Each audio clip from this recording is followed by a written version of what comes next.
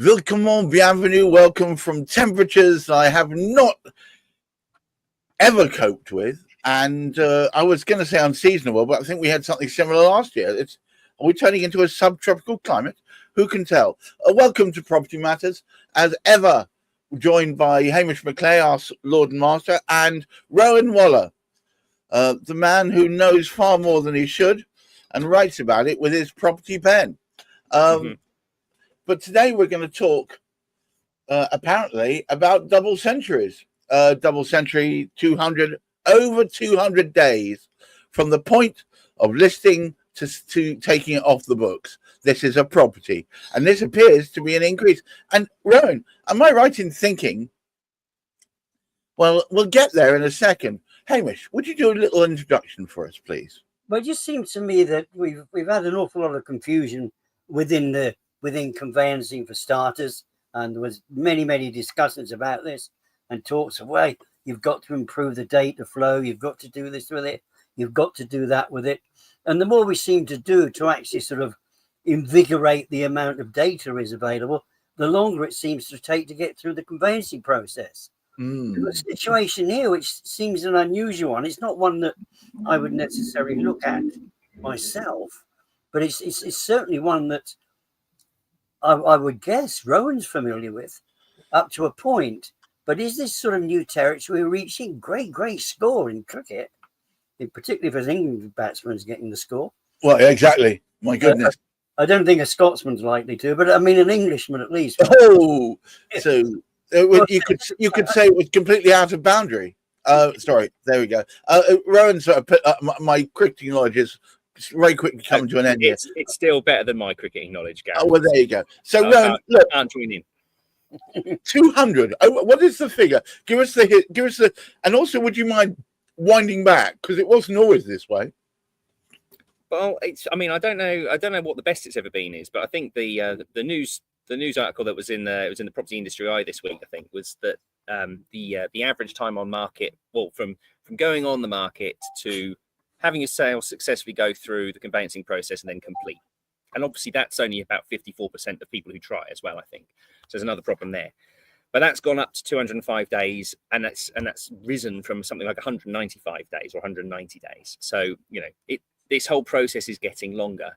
And Hamish has just touched on conveyancing delays that are potentially part of it, but actually the average time on the market has gone up as well. So it's in the 80-day range now, 80 to 90-day range of listing to getting a sale agreed for those that do agree. Obviously, we're talking about a third of a year of your life to dispense with a property, and that's if you're successful. So that, you know, these figures are obviously also not taking into account the length of time that other properties that don't sell just, you know, sit there on the market. And you can quite often see a property languishing for 6 months nowadays. Do we know what the success rate of a sale is? I mean, is it going up? Are people getting more successful at dispensing with their properties, or are they hanging around for longer?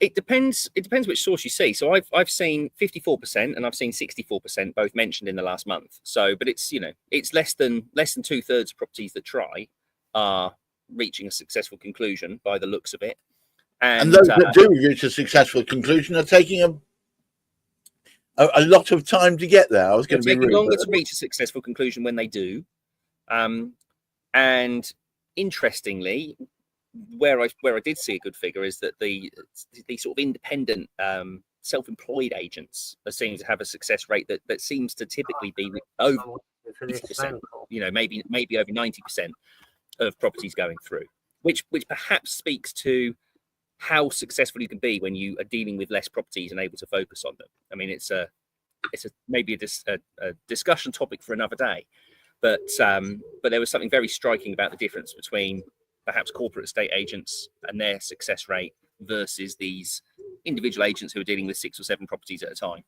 So would you say that the success rate of a small, locally bound business who knows their clients, knows their properties, and knows the area is higher than that of a factory conveyancing outfit? So if you were asking me that question and I wasn't seeing data, it would have been my assumption that was going to be likely.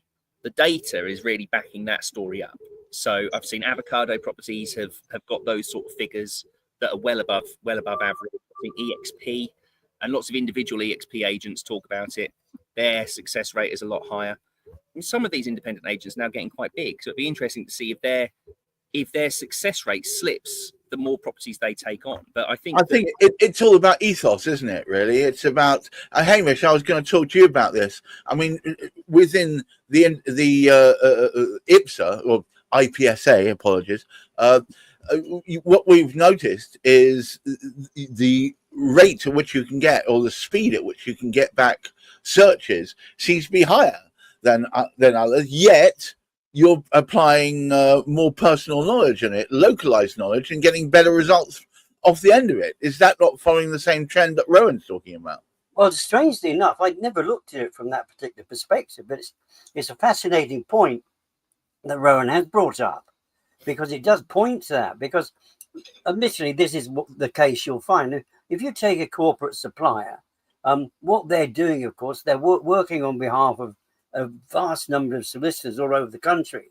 So right. They might put in an application. They might want to do 10 or 15 local authority searches at right. one particular sort of point in time. Whereas the independent person is only looking to do 3 or 4. Right. So it does actually sort of mean if there's a query, people can get back on the queries quicker.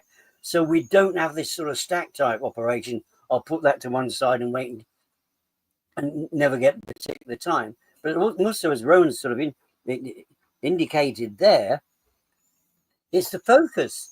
Because we know what we are doing, we know we can focus more effectively. We take Rowan. I mean, Rowan knows Oxford amazingly well. In fact, there's several different areas he's worked in, but I know particularly what he knows Oxford and Oxfordshire. But it's not just Oxfordshire. However, because of that particular sort of focus, he will know that much more about it. And there's no telling quite what your sort of more corporate sort of estate agents will do. But it does pick through. There's also that genuine feel, isn't it? It's easier to develop the relationship. I must admit, go back to my teaching days. When I was teaching scholarship classes, which had 8 students in, the success with those 8 students was so much better than the classes that had as many as 20 in. I was obviously private education I was working in at that stage. But it does demonstrate that it is, if you've got that focus, you know so much more about your audience. Yes, you can develop a relationship. But Hamish, and I'm going to go straight to Rowan with this. Hamish and I have talked a lot about the increasing amounts of data that is being flung at us from all corners of the bloody earth. And the problem we've got, perhaps, in part of this, Rowan, is there's too much information, far more than we actually need, and we expected to sift through it. This is where the IPSA people come in so handy, because they actually sort through it and present you with what you need rather than just everything. But a lot of these agents are going to be presented with tons of information, and it's going to take them an age to work their way through it. Is that not the case? Well, yeah, you talk about estate agents and how they're what yes. information they're looking at. I mean, yes, but the information that they're gathering, they're not really looking at from a marketing point of view. So estate agents still have essentially the same job, to market a house and get a buyer, right? So right. And that's going to come down to, what do these houses look like? Where are they? Where's the bus stop? What's the local school like? And how long does it take to find a parking space? But like recruitment, ironically, it's a twin sale, isn't it? They're selling to the seller to keep him on suite and on board and want to work with him, and they're selling to the buyer to close the deal. It's plate spinning of that kind. Is that becoming harder to do or easier now we've got all this new information? Well, I suppose the data is there to be, like, the answers are there to be found if the buyers ask. But I think what I'm saying is that the job of the estate agent still remains to get people interested and then get to the point that they've got an offer. So I think that the level of research that they're really going to, they'll compile this data, honestly.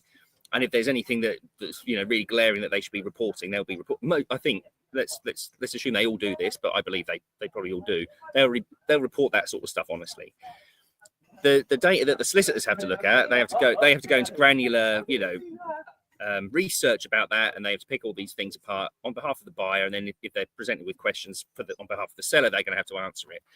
So I think the data probably slows down the conveyancing side potentially more. I mean, I don't think it's data that they were particularly not having to, or questions that they weren't having to answer before. But I think that perhaps it should be quicker, because all of those answers in theory should be on hand if you're talking about what comes out into material information and having all of that. Exactly. But I don't think it slows estate agents down particularly, and especially with a lot of the tech that is now available, the prop tech that will kind of flag things up that that will tell an estate agent this is actually relevant. You need to flag this to a buyer. So the fact that I mean, today's topic is stuck on the market. Are you seeing an upward trend of more properties that's sitting there never quite closing? Yes. However, also this is a report that's talking about the time on the market is now 205 days. Okay, so this is already looking at stuff that came on the market on average 205 days ago. That's now completed 205 days later. But also in the news just this week, I'm writing about this right now, which is how I know, but mortgage approvals in May are up, I think, for the first time in 14 months or something. So, so there's more sales have now been agreed in the month of May than has been the case. So, we'll possibly see a shift. We'll possibly, see this trend change. And it's very geographic. I've got a client in Richmond who I write for, Richmond in London. The average time on market there is 130 days from going on the market to seeing a sale go through. And what's the reason for that? Is it because there's more cash buyers, so these things just go through quicker? Is it because those sorts of buyers can pay for perhaps a solicitor that works a bit quicker than some of the sort of the general market solicitors? So there's going to be nuances in all these different marketplaces. Is it because they don't have? I was thinking it's perhaps they don't have. I mean, I used to live in Richmond. That's why I was living before here. And is it because there are less chains involved?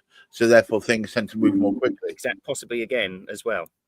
And actually, my client. I mean, I don't want to say anything that would give away who my clients are, but it's an upmarket estate agent that deals with maybe 10 or 15 properties at a time. So they can sort of sit on them and handhold them through and just manage that through a lot more quicker and with more focus than they could if they were dealing with 50 properties on the market at one time.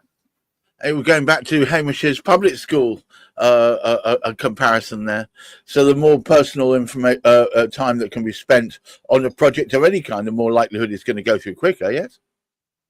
Well, relationships count for so much in what we do. And I think this is where, and I mean, Rowan's he's a prime example anyway, but there are several remarkably good estate agents in Oxfordshire. Right. Do you recognise this from? Because they genuinely you can actually tell from the way they act, from what they do, that they are taking care of their client base. Right. And sometimes, and if you like, in some respects, it's a fortunate position to be in, because there's nothing worse. And people will actually say this, and it's very, very interesting. I've been speaking to corporate providers of searches, in fact, 3 different ones over the last month, and they're finding the same thing. They're finding it hard to cope with the number of applications they've got for searches and all the rest of it. They can't cope comfortably with the customer service support side of it, because there's just sort of too much sort of there. And so, as we sort of said previously, no single property is contained in a way that you can actually just go through and tick boxes identically throughout each. They differ so much. The properties themselves differ so much, as do the buyers. So if we are more discerning, which is Rowan was just sort of speaking about there, if you're looking at 10 or 15 properties, you know those 10 or 15 properties pretty darn well. Right. Whereas if you've got 100 to 150 in the region, in the area, I mean, what do you actually sort of focus on in a way? I mean, perhaps I'm exceeding it. I don't know how many houses a corporate sort of estate agent may have on the books, but it does make it that much. And to me personally, and Rowan, because he demonstrates this, it's much, much better being able to spend time with the client. Yeah. When I was in corporate, I had over 120 properties on my books. So, that gives you a clue. That was there was 4 of us in that office, me, an assistant manager, and 2 negotiators to manage 120 properties. So it's hard work. You're not going to be able to fully focus on getting 120 through. So I think volume can be, unless you stack it up and end up with 12 people in that office that are handling 10 properties each. So I do think there is an issue there. I was just going to make a point about, you're talking about there's basically these nuances between properties. There's also going to be variances when it comes to property type. So if we looked at, let's take the example of Richmond, for example. We're saying, well, upmarket area. But if you just split that down across the country, go, well, actually, let's look at how long detached houses take to go through, because they're probably, they're more likely to be a bit more expensive and have that, that kind of level of buyer that we were talking about, who might be, cash buyers, might be pushing it through quicker, might have better lawyers on the case and that sort of thing, compared to, lower market properties. And then actually, if you take leasehold properties and freehold properties and look at the length of time that those are on the market, because this is an average of properties, right?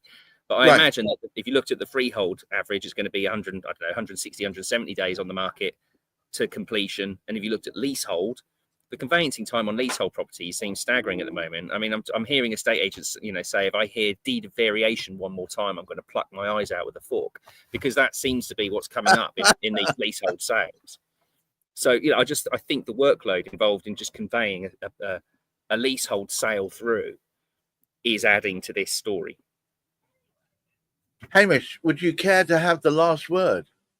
Well, right. I mean, I think what we've actually shown is this just a particular point in time, and we have to admit, in fairness, relative to this new government that's come in and wanting very, very much to create far more households available to the general mass. I mean, we look at the background figures. When you look at statistics, and a lot of this is just to do with statistics, and people like churning out statistics because it means they can write an article about it. Absolutely. It gave us cause to look into the subject. My daily life, thank you. But it gave us cause to look into this subject. But it's worth discussing to find out what could there be there that can enable us to speed certain elements up within that particular sort of transaction. And if you look at it at this particular moment, we're apparently something like 6.5 million houses fewer short in this country for the number of people requiring them. So what 1.5 million by the time we get, we've got 4 years left now, so it's 1.1 million, I think, will be the case. No, it won't be 1.1 million. I can't remember. It wasn't 300,000, but it was. We're only about sort of 50,000 short, which isn't bad. Surprised me what was completed in the last 12. We're still going to be desperately short because the population is growing, isn't it? Until they actually depress it. So we've got this challenge, and there is a bigger demand in certain areas. And the bigger demand, the bigger the battle, people will they'll be hanging on. So some will want to stay there and get what they feel to be the right price. So there's all sorts of things coming into it. But what we can actually sort of see, there are a combination of things which are making a difference to the marketplace at the moment. There's no one thing about it, and it is not telling us a story, because we need so many more statistics, don't we, Rowan? Mm-hmm. Yep. So until we get those. Well, interesting enough to draw a vague reference to Mr. McCorber from David Copperfield. If you recall, he said annual income £20, annual expenditure 19 and 6, result happiness. Annual income £20, annual expenditure £20 and 6, result misery. The whole point is that if we're having enough property here, would survive, but having a shortfall causes misery. So I encourage the house builders out there to stick their metal to the sticking post and get on with it. It's social housing. We should say the majority of it is social housing. Yes, it's a massive shortage. Well, it's unfortunately, or fortunately, this is the kind of welfare state we live under. There will always be a need for social housing. And it's good to see that, I guess, builders are finally pulling their fingers out and actually producing it. We need more, though. It's not enough. It's just a start. But it just behooves me to thank Hamish McClay of Such Convey. And, of course, Rowan Waller of the magnificent Property Pen, alliteration at his finest. And I thank all of you for watching. And please try and keep your feet on the ground. Keep reaching for the stars, but for goodness sake, look after that mental health. Until next week, goodbye.